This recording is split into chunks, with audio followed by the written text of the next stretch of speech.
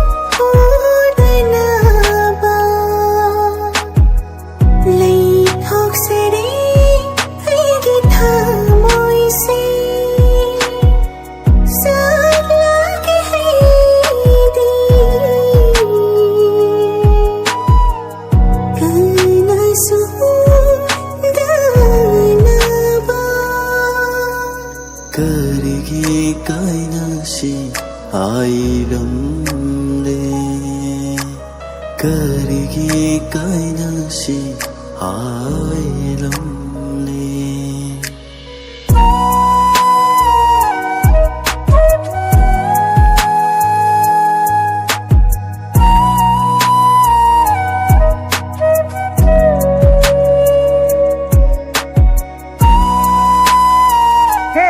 Nang bu nupi man bi sinatradi koina bu nupi ta laitrabran hai ima nupi man bisumine kari nupi man yamatana ne nupa da mayum palaga ne masa pu ese ai amuk ta tazadri ne hai Himalahi gimatam sida turvana taida famduna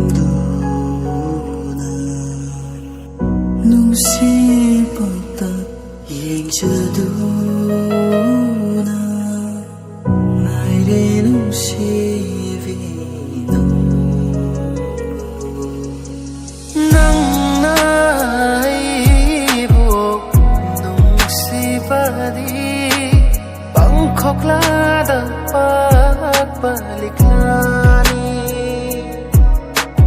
malang bagi syahum amana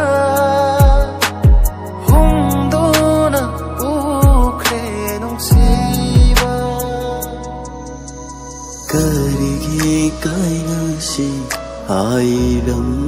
The number you're calling is currently switched off. Please try later. Ailam.